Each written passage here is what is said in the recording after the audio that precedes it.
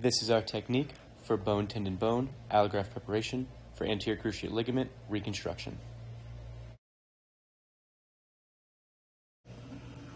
Disclosures are seen here. We start with the whole allograft and mark the inferior pole of the patella and top of the tibial tubercle as if we were doing an autograft harvest. We have some check marks to ensure the proper width soft tissue graft is taken. The width of the saw is approximately 10 millimeters, as is the width of the 3/8 inch osteotome. We use this to roughly measure the width of our soft tissue portion of the graft, and sharp dissection is used to make these cuts from proximal to distal on the graft. The osteotome is once again used to ensure proper width of the graft. Once the soft tissue component of the graft is complete, by making transverse cuts approximately 25 millimeters onto each bone plug, we then begin cutting our bone plugs. We begin with the tibial bone plug. Note the saw is in the right hand for the right hand portion of the graft. We then cross over and make the cut on the left hand portion of the graft. A transverse cut is then made, ensuring approximately 25 millimeters of tibial bone block. Lastly, we make a vertical cut on the remainder of the distal portion of the graft to ensure ease of removal of the graft once the harvest is complete. We then move to the patellar portion of the graft. Once again, we are aiming for a 25 millimeter bone block. We cut the right hand portion of the graft with the saw in our right hand and the left hand with our saw in the left hand. The saw is slightly angled inward to make a bulleted bone block. A transverse cut is then made, once again, followed by a vertical cut to ensure that we will be able to pop the graft easily out of the remnant bone of the allograft using the osteotome shown here.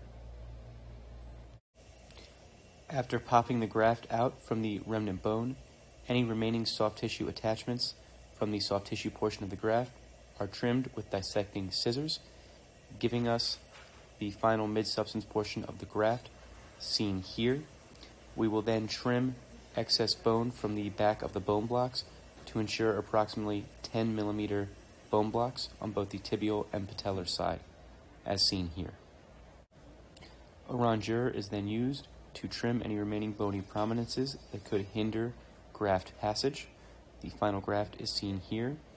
We then use a ruler to measure the final dimensions of our graft, ensuring we have approximately 25 millimeter bone plugs on the tibial and patellar side. We also measure the length of the soft tissue portion of the graft and record this as well so that we can properly plan our tunnels.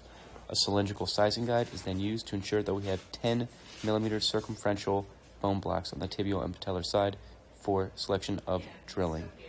The K-wire is then used to drill 2 holes for tagging sutures in the tibial bone block. This will be used for tensioning of our graft. Note we use this stack of towels to ensure the K-wire drill does not penetrate the table. Number 5 ethibond is then passed through the drill holes, and the corresponding stitches are tied to one another for graft tensioning on the tibial side after femoral fixation has been performed during the procedure.